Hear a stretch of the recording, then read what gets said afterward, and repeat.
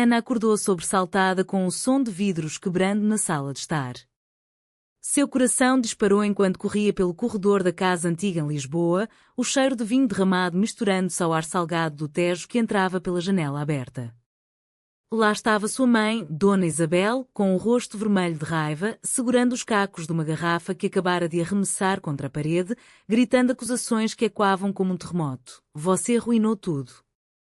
Como pôde fazer isso com a família? Ana paralisou, sabendo que o segredo que guardava há meses finalmente explodira. Tudo começara inocentemente, ou pelo menos era o que ela dizia a si mesma. Aos 28 anos, Ana era a filha perfeita, formada em Direito pela Universidade de Lisboa, trabalhando em um escritório respeitado no Chiado, e noiva de Pedro, o filho de um amigo de longa data de seu pai. Mas por trás dessa fachada, um vazio a consumia. Ela se sentia presa em uma vida que não era sua, forçada por expectativas familiares que valorizavam tradição acima de tudo.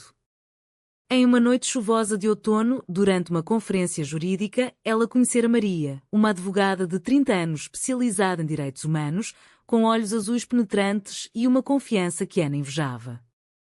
Maria era abertamente lésbica, envolvida em ativismo pela comunidade LGBT em Portugal, e sua presença era como um raio de luz em meio à monotonia de Ana. Elas conversaram por horas sobre leis discriminatórias, sobre como a sociedade portuguesa ainda lutava contra preconceitos arraigados, apesar dos avanços como o casamento igualitário desde 2010. Ana se sentiu viva pela primeira vez em anos, mas também aterrorizada. Você não entende, dissera Ana a Maria naquela noite, enquanto caminhavam pelas ruas molhadas do Bairro Alto. Minha família é conservadora. Meu pai é um católico devoto e minha mãe sonha com netos desde que nasci. Se eles soubessem. Maria sorrira, tocando levemente o braço de Ana. E se você soubesse o que quer de verdade? Aquela pergunta ecoou na mente de Ana por dias. Ela começou a se encontrar com Maria em segredo, primeiro como amigas, depois como algo mais. Os beijos roubados em parques escondidos, as conversas profundas sobre identidade e liberdade, tudo isso a fazia questionar sua vida inteira. Mas o medo era constante. Ana via nos olhos de sua mãe o orgulho pela noiva perfeita e no pai a expectativa de uma família tradicional. Uma noite, após um jantar familiar tenso onde Pedro anunciara planos para o casamento, Ana fugira para os braços de Maria. Eu não posso casar com ele, confessara, chorando. Maria abraçara, sussurrando promessas de apoio. Mas o segredo não durou. Um amigo de Pedro vira Ana e Maria juntas em um café discreto no Príncipe Real e o boato se espalhara como fogo. Agora, enfrentando sua mãe na sala destruída, Ana sentia o peso do mundo. Mãe, por favor, me escute, implorou. Dona Isabel balançou a cabeça, lágrimas escorrendo. Você escolheu isso. Escolheu uma mulher em vez de uma vida decente. Seu pai vai te deserdar e Pedro. Ele está devastado. Ana recuou, o coração apertado. Ela sabia que aquela escolha custaria caro, mas pela primeira vez sentia um vislumbre de liberdade. No dia seguinte, o confronto com o pai foi ainda pior. Sr. Manuel, um homem de 60 anos, empresário bem-sucedido em exportação de vinhos do Douro, sentou-se à mesa da cozinha com expressão grave. Ana, o que você fez não é só um erro, é uma traição à nossa fé e à nossa família, disse ele, voz tremendo. A Igreja nos ensina que o amor é entre homem e mulher. Como você pode ignorar isso? Ana tentou explicar, falando sobre seus sentimentos, sobre como se sentia sufocada. Mas ele a interrompeu. Sentimentos? Isso é fraqueza. Você tem obrigações. Ela saiu dali com o peito doendo, sabendo que poderia perder tudo, a herança, o apoio familiar, talvez até o emprego, pois o escritório era conservador. Maria esperava em um apartamento pequeno no Alfama, com vistas para Rio. Vamos lutar juntas, disse Maria, mas Ana via dúvida nos olhos dela. Maria tinha sua própria bagagem, uma família que a aceitara após anos de luta, mas que ainda sofria com olhares julgadores na pequena vila do Alentejo onde crescera. Eu sei o que é isso, confessou Maria. Perdi amigos, enfrentei discriminação no trabalho. Mas valeu a pena. Ana assentiu, mas internamente debatia, valeria mesmo? Os dias seguintes foram um turbilhão. Pedro ligou, furioso, acusando-a de engano. Você me usou, gritou. Ana se defendeu, dizendo que tentara ser quem não era. Mas o dano estava feito. Amigos em comum se afastaram, sussurrando sobre escolhas erradas. Na sociedade lisboeta, onde o progresso convivia com tradições profundas, Ana se sentia exposta. Ela começou a questionar se sua atração por Maria era real ou apenas rebelião. Noites insones a atormentavam, imaginando uma vida isolada. Mas então veio o primeiro teste real, uma manifestação LGBT no Rossio, onde Maria convidou para participar. Ana hesitou, temendo ser vista. Se você me ama, venha, disse Maria. Ana foi, coração acelerado, segurando uma bandeira arco-íris pela primeira vez. Lá, entre cânticos e abraços, ela sentiu pertencimento. Mas ao voltar para casa, encontrou a porta trancada. Sua mãe deixara uma nota, pense no que está fazendo. Ana chorou sozinha na rua, percebendo o preço da autenticidade. Os dias se arrastavam como uma pena eterna para Ana. Ela se mudou temporariamente para o apartamento de Maria, um espaço apertado mas cheio de livros sobre direitos civis e postais de ativistas como Judith Butler. Maria tentava ser o pilar de força, cozinhando pratos tradicionais como o bacalhau à Brás para confortá-la, mas as discussões se intensificavam. Você precisa confrontar sua família de frente, insistia Maria. Fugir só piora. Ana concordava em teoria, mas o medo a paralisava.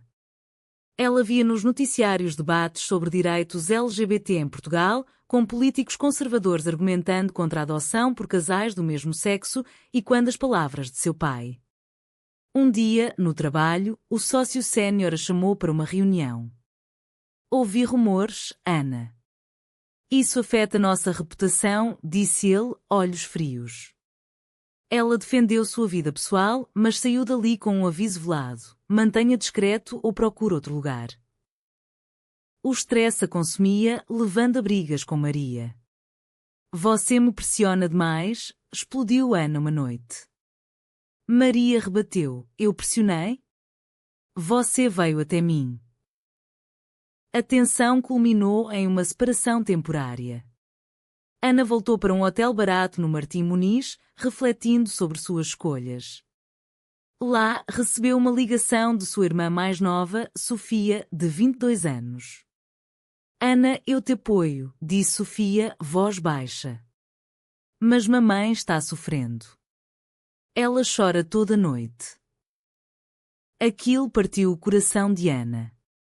Sofia era a única na família que parecia entender, tendo amigos na comunidade LGBT na universidade. Mas mesmo ela alertou, papai está falando em cortar laços. Ana decidiu agir. Marcou um encontro com os pais em um café neutro no Terreiro do Paço. O ar estava carregado de emoção. Eu amo Maria, declarou Ana, voz firme pela primeira vez. Seu pai se levantou. Isso não é amor, é confusão. Vá embora. Sua mãe chorou, mas não interveio. Ana saiu dali destruída, mas determinada. Maria, ao saber, a procurou no hotel. Desculpe por pressionar, disse. Elas se reconciliaram, mas o custo era visível. Maria perdera um cliente importante por causa de conflitos éticos. Vale a pena? Perguntou Ana. Maria assentiu, por nós, sim. Mas o drama se aprofundou. Um ex-namorado de Maria, agora casado, espalhou boatos maliciosos online, acusando-a de destruir famílias. Ana viu posts em redes sociais, com comentários odiosos. Essas pessoas deviam se envergonhar. A pressão social em Portugal, onde a aceitação variava entre cidades progressistas como Lisboa e regiões rurais conservadoras, a atingia em cheio. Ana começou terapia explorando conflitos internos. Era sua orientação real ou a influência de Maria? A terapeuta ajudou a ver que era autêntica, mas o processo era doloroso. Então veio a traição maior. Pedro, ainda magoado, contatou o pai de Ana, revelando detalhes íntimos que inventara para piorar. Sr. Manuel sofreu um pequeno infarto de estresse. No hospital, Ana foi barrada pela mãe. Você causou isso. Culpa a consumiu. Maria apoiou, mas internamente questionava se Ana aguentaria. Talvez devêssemos parar, sugeriu Maria uma noite. Ana negou, mas dúvida pairava. Elas decidiram viajar para o Porto, para um respiro. Lá, em meio às caves de vinho, Ana confrontou Maria sobre seu passado. Você já machucou alguém assim? Perguntou. Maria admitiu. Sim, minha primeira namorada me deixou por pressão familiar. Doeu, mas me fortaleceu. Aquela conversa as uniu mais, mas ao voltar, encontraram uma surpresa. Sofia organizar uma reunião familiar secreta. Vamos tentar dialogar, disse Sofia. No encontro, tensões explodiram. O pai acusou Maria de corromper Ana. Maria defendeu: amor não corrompe, liberta. Dona Isabel, em silêncio até então, falou: eu te amo, Ana, mas não entendo. Foi um passo pequeno, mas significativo. Ana sentiu esperança, mas sabia que a jornada era longa. O custo: amizades perdidas, carreira em risco, saúde familiar abalada. Ainda assim, ela escolheu prosseguir, pagando o preço da verdade. A tensão escalava como uma maré alta no Atlântico. Ana e Maria decidiram oficializar o relacionamento, apesar dos obstáculos. Elas se inscreveram em um grupo de apoio LGBT em Lisboa, onde ouviram histórias semelhantes. Casais enfrentando rejeição familiar, discriminação no emprego. Uma mulher compartilhou como perdeu custódia dos filhos por ser lésbica. Aquilo aterrorizou Ana, que sonhava com família um dia. E se quisermos adotar? Perguntou a Maria. Vamos lutar pelas leis, respondeu ela, sempre otimista. Mas a realidade bateu forte. No trabalho, Ana foi demitida sob pretexto de reestruturação, mas sabia o motivo real. Desempregada, dependia de Maria, o que gerava ressentimento. Eu me sinto fraca, confessou Ana. Maria incentivou a abrir seu próprio escritório focado em direitos LGBT. Use sua dor para ajudar outros. Ana hesitou, mas aceitou o desafio. Enquanto isso, a família se dividia. Sofia se tornou aliada, visitando-as secretamente, trazendo notícias. O pai melhorara, mas permanecia rígido. Dona Isabel ligava ocasionalmente, misturando amor com julgamento. Por que não pode ser normal? Perguntava. Ana respondia: isso é meu normal. Um dia, um confronto direto ocorreu. O pai apareceu no apartamento, furioso. Você está destruindo nossa reputação na comunidade, berrou. Maria interveio: senhor, respeite sua filha. Ele a ignorou, virando-se para Ana: escolha, nós ou ela. Ana, com lágrimas, escolheu Maria. O pai saiu, batendo a porta. A dor foi imensa, mas libertadora. Maria, vendo o sofrimento, questionou sua própria força. Ela confessou um segredo: anos antes, trair uma parceira por medo de compromisso. Eu tenho medo de te machucar, disse. Ana perdoou, mas dúvida plantada. A sociedade adicionava lenha. Em uma marcha do orgulho em Faro, elas foram vaiadas por um grupo conservador. Pedras voaram, uma acertando o braço de Ana. No hospital, ela refletiu sobre o ódio latente em Portugal, apesar das leis progressistas. Vale a pena expor tanto, pensou. Maria a convenceu a continuar. Elas planejaram uma viagem ao Alentejo, terra de Maria, para confrontar sua família. Lá, os pais de Maria as receberam friamente. Você trouxe problemas para nós, disse a mãe de Maria. Vizinhos fofocavam, chamando-as de pecadoras. Maria defendeu: amor não é pecado.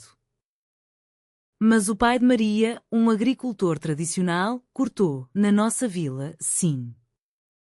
Elas voltaram abatidas, mas mais unidas. Ana encontrou emprego em uma ONG de direitos humanos, onde floresceu. Mas o clímax veio com uma traição inesperada. Sofia, pressionada pela família, revelou detalhes privados para o pai, esperando ajudar. Ana descobriu por acidente, sentindo-se traída. Como pôde, confrontou Sofia. Ela chorou, queria unir a família. Ana perdoou, mas laços se enfraqueceram. Maria, vendo Ana sofrer, propôs uma pausa. Talvez precisemos de espaço. Ana recusou, mas internamente debatia. Uma noite, sozinha, Ana considerou voltar para Pedro, por segurança. Mas um sonho a acordou, via si mesma velha, arrependida. Decidiu lutar. Elas participaram de um debate público sobre igualdade em Coimbra. Ana falou pela primeira vez em público: meu amor por Maria me custou família, mas me deu identidade. Aplausos misturados com vaias. Após, receberam ameaças anônimas. O medo cresceu, mas também a resiliência. O custo: isolamento social, saúde mental abalada, finanças apertadas. Ainda assim, elas prosseguiam, pagando o preço da coragem. O ápice se aproximava como uma tempestade sobre o Cabo da Roca. Ana e Maria decidiram casar, um ato de desafio.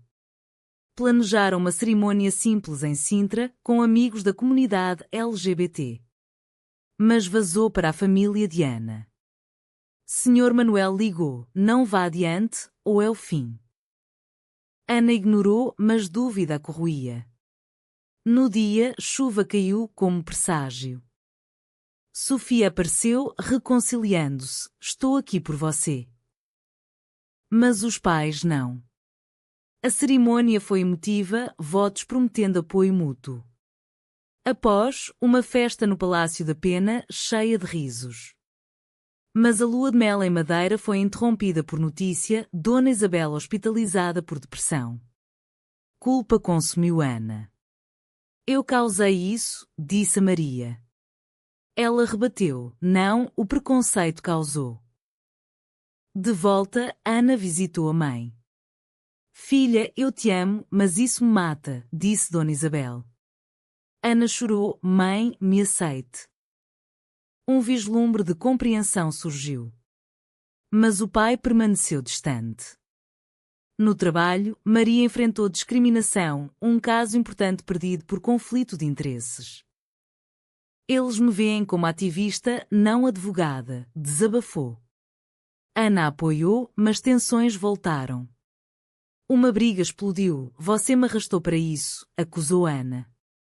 Maria rebateu: você escolheu. Separação temporária novamente. Ana ficou com Sofia, refletindo. Talvez eu seja egoísta, pensou. Maria, sozinha, questionou seu ativismo: valia destruir vidas? Uma ex-parceira a contatou, oferecendo reconciliação. Maria recusou, mas dúvida pairou.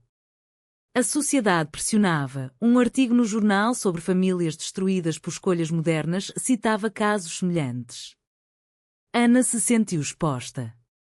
Decidiu confrontar o pai sozinho. Em sua vinícola no Douro, ele a recebeu friamente. Por que veio? Perguntou. Ana, para te dizer que te amo, mas não mudarei. Ele amoleceu ligeiramente: eu temo pelo seu futuro. Foi um progresso mínimo. Maria, ao saber, propôs reconciliação. Elas viajaram para o Algarve, reconectando. Mas uma traição final. Um amigo de Maria vazou fotos íntimas, não explícitas, online, por ciúmes. Escândalo explodiu. Comentários odiosos, vergonha para Portugal. Ana quis fugir, mas Maria convenceu a denunciar. No processo judicial, enfrentaram o sistema, juízes conservadores questionaram sua moral. Vitória veio, mas exaustiva. O custo, privacidade perdida, relacionamentos rompidos. Ana perdeu contato com o pai definitivamente. Dona Isabel melhorou, mas distante. Sofia permaneceu aliada. Maria e Ana, mais fortes, fundaram uma associação de apoio a famílias LGBT. Mas internamente, cicatrizes permaneciam. Ana questionava: foi certo impor isso à família? Maria: amor não é imposição, é verdade. Elas prosseguiam, pagando o preço da persistência, mas encontrando propósito. O clímax desabou como ondas no guincho. Anos após o casamento, Ana e Maria adotaram uma criança, lutando contra a burocracia discriminatória. A aprovação veio, mas com custo, escrutínio público. A família de Ana reagiu mal. Sr. Manuel deserdou Ana publicamente. Dona Isabel, dividida, visitou secretamente a neta. Ela é linda, disse, mas partiu chorando. Sofia se tornou madrinha, ponte entre mundos. Mas conflitos internos persistiam. Ana sofreu depressão, questionando escolhas. E se eu tivesse ficado com Pedro, pensou em terapia. Maria enfrentou burnout no ativismo, perdendo fé. Uma crise veio. Maria recebeu a oferta de emprego em Bruxelas, longe. Vamos? Perguntou. Ana hesitou. E minha família? Discussão acalorada. Você ainda prioriza eles, acusou Maria. Ana rebateu. Eles são sangue. Separação iminente. Mas uma emergência uniu. O pai de Ana sofreu outro infarto. No hospital, ele pediu por Ana. Filha, eu errei, sussurrou. Reconciliação parcial, ele aceitou Maria relutantemente. Dona Isabel seguiu. A família se reuniu pela primeira vez em anos, awkward mas esperançosa. Maria e Ana recusaram a mudança, ficando em Portugal. Elas expandiram a associação, ajudando outros. Mas danos perduravam, amigos perdidos, carreiras marcadas, saúde abalada. Ana refletia, decisões trouxeram dor, mas crescimento. Maria concordava, pagamos caro, mas vivemos verdadeiras. A história terminava com elas em uma praia em Cascais, vendo o pôr do sol, mãos dadas. Elas superaram traições, preconceitos, conflitos éticos. Mas a pergunta pairava: foi certo priorizar o amor individual sobre o bem-estar familiar ou o sacrifício coletivo é o preço da mudança social?